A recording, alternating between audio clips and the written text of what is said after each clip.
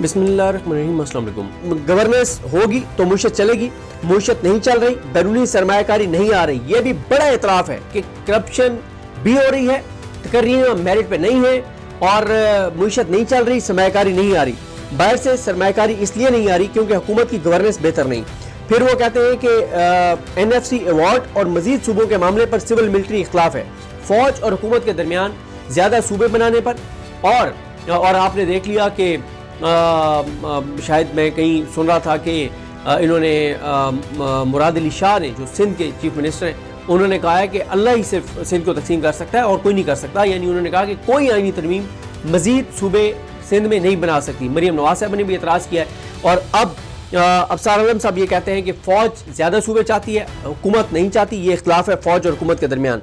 और इसी तरह से वो कहते हैं कि NFC अवार्ड के ऊपर भी जो वफाक से सूबों को पैसा मिलता है, उसके ऊपर फ़ौज और हुकूमत के दरमियान इख्तलाफ है। फ़ौज ये समझती है कि ये पैसा सूबों को बहुत ज़्यादा जाता है, सूबे डिलीवर नहीं कर रहे, इसलिए इनका कट लगाना चाहिए। और फिर वो कहते हैं, बहुत बड़ा उन्होंने दावा किया है कि vice chief of army staff की तकर्री पर फ़ौज और हुकूमत के दरमियान इख्तलाफ है। हुकूमत चाहती है कि वाइस चीफ लगाया जाए और फ़ौज इसके लिए तैयार नहीं है। फिर वो कहते हैं कि कमांडर नेशनल स्ट्रेटेजिक कमांड के मामले पर फ़ौज और हुकूमत के दरमियान इख्तलाफ है। वो कहते हैं कि पंजाब बहुत अच्छा काम कर रहा है, मरीम नवाज बहुत अच्छा काम कर रही है, लेकिन उस पर भी फ़ौज को बहुत सी शिकायत है पंजाब के हवाले से। फिर वो कहते हैं कि फ़ौज समझती है कि 27वीं तरमीम का असल फ़ायदा तो पार्लियामेंट को हुआ। फ़ौज अब 28वीं तरमीम चाहती है। अदलिया औकात से बाहर हो चुकी थी, 27वीं तरमीम में अदलिया के पर काट दिए गए हैं। ये अफसार आलम साहब कह रहे हैं। अफसार आलम कहते हैं कि फ़ौज समझती है कि सूबे पैसा तो बहुत ले रहे हैं, लेकिन परफॉर्म उस तरह से नहीं कर रहे। फ़ौज की सूबों को मिलने वाले पैसों के हवाले से सिविलियन साइड से शिकायत है। अफसार आलम कहते हैं कि सिविलियन साइड कहती है कि फ़ौज की फरमाइशें बहुत हैं। फ़ौज कहती है कि 27वीं तरमीम में हमारी फरमाइशें तो आपने पूरी ही नहीं की। फ़ौज कहती है कि 27वीं तरमीम से तो पार्लियामेंट मजबूत हुई है, लेकिन तनकीद हम पर हो रही है और सिविलियन साइड अब इसका मदावा करे। अफसार आलम कहते हैं कि एक पाकिस्तानी के तौर पर मैं समझता हूँ कि सिविल मिलिट्री का एक दूसरे पर एतमाद बढ़े और वर्किंग रिलेशन कायम हो। सिविल मिलिट्री दोनों अतराफ अहम मुद्दों पर सलाहियत, कारकर्दगी और ईमानदारी की, वो कहते हैं कि दोनों साइडों पे अहम मुद्दों पे जो लोग हैं उनमें से उनका अब ये नहीं बताया कि कितने % लोग हैं जिनकी वो कहते हैं कि सलाहियत, कारकर्दगी और ईमानदारी की उनमें कमी है और वो दूर होनी चाहिए। फिर उन्होंने एक मशवरा भी दिया है सिविल मिलिट्री साइड पे जितने भी लोग हैं अहम मुद्दों पर, उनको उन्होंने कहा है कि आप ज़ाती ज़िंदगी में जो मर्जी करें, लेकिन जब आप आवाम के टैक्स के पैसों से अवामी ओहदों पर हों तो आपको उन ओहदों का मिसयूज़ नहीं करना चाहिए। अल्लाह और उसके रसूल सल्लल्लाहु अलैहि वसल्लम को हाजिर नाजिर जानकर आपको परफॉर्म करना चाहिए। और फिर अफसार आलम साहब ने एक और बात की है। वो कहते हैं कि अगर आप अपने पेटी भाइयों को बचाने पर लगे रहे तो फिर इस मुल्क के लिए काम नहीं कर पाएंगे। फिर अफसार आलम साहब कहते हैं कि अगर सिविल मिलिट्री इख्तलाफात ख़त्म ना हुए और मुईशत बेहतर ना हुई तो किसी न किसी वक्त अवाम इस निज़ाम के खिलाफ उठ खड़े होंगे। इमरान खान और PTI उस वक्त का इंतज़ार कर रहे हैं। ये मौजूदा निज़ाम के लिए एक बड़ा चैलेंज है। सिर्फ कुछ अरसे के लिए स्टेटस को बरकरार रखा जा सकता है। फिर वो कहते हैं कि अपनी मंजी तले डांग फेरे, ये लफ्ज़ उन्होंने यूज़ किया है कि अपनी मंजी तले डांग फेरे। अगर आपको पता है कि आपकी सफ़ों में कौन कौन करप्ट है तो उनको निकालें। अच्छा, एक दो चीज़ें और थी, वो भी बड़ी इंपॉर्टेंट है। उन्होंने ये कहा है कि मेरी हुकूमत में मौजूद 2-3 सिविलियन से बात हुई है। वो कहते हैं कि फ़ौज की तरफ से फरमाइशें बहुत आती हैं, इतनी फरमाइशें आ रही हैं कि उनको पूरा कर करके हमारी कमर टूट गई है और हम अब कमर सीधी करने के काबिल नहीं रहे। अगले इंतखाबात में हम आवाम के पास क्या लेकर जाएंगे, इसलिए फ़ौज अपनी फरमाइशें कम करे और उनको कंट्रोल करे। ये बहुत उन्होंने बड़ा एक दावा किया है कि वो कहते हैं कि सिविलियन साइड ये समझती है, नून लीग की हुकूमत ये समझती है कि फ़ौज की तरफ से फरमाइशें बहुत ज़्यादा हैं और उनको पूरा कर करके हमारी कमर टूट गई है और अब हमारी कमर सीधी नहीं हो रही। ये बहुत बड़े इंकशाफात किए हैं इन्होंने अफसार आलम साहब ने। इसमें कितनी हकीकत है ये तो हुकूमत का मौक़िफ़ सामने आएगा तो पता चलेगा। और बड़े उन्होंने दावे कर दिए कि 6 इख्तलाफात हैं फ़ौज और हुकूमत के दरमियान, सब अच्छा नहीं है।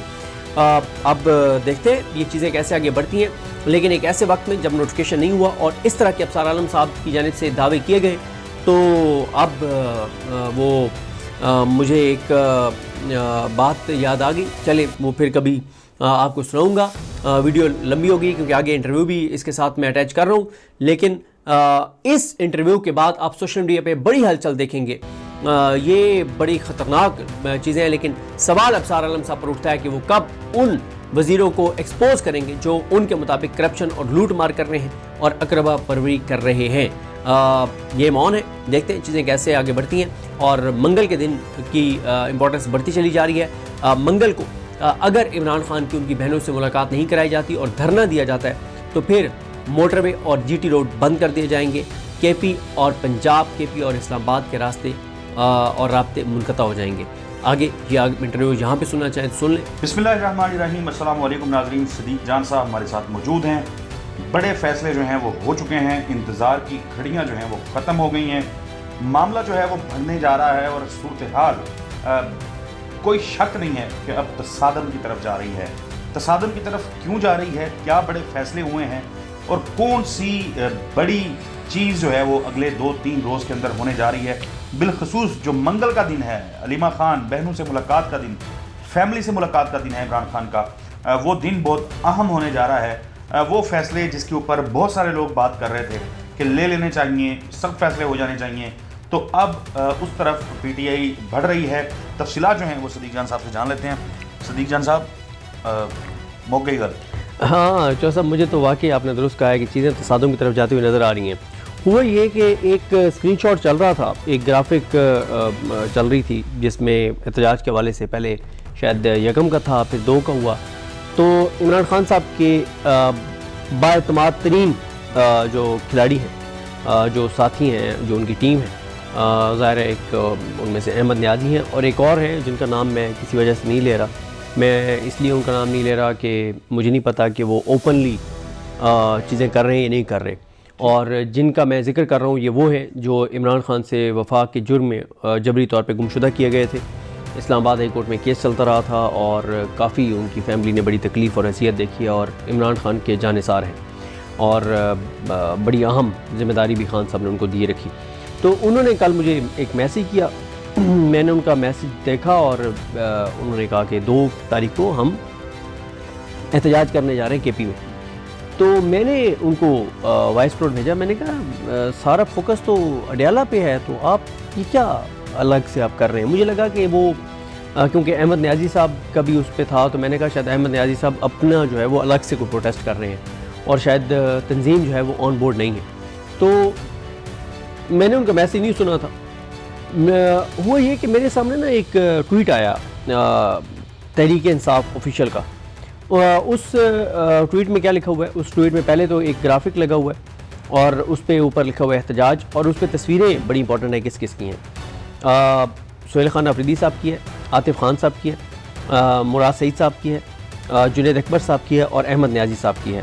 عمران خان صاحب اس سے نیچے عمران خان صاحب, بشرا بی بی صاحبہ اور عمران خان صاحب کی جو 3 بہنیں علیمہ خانم, ڈاکٹر عظمیٰ اور نورین نیازی صاحبہ.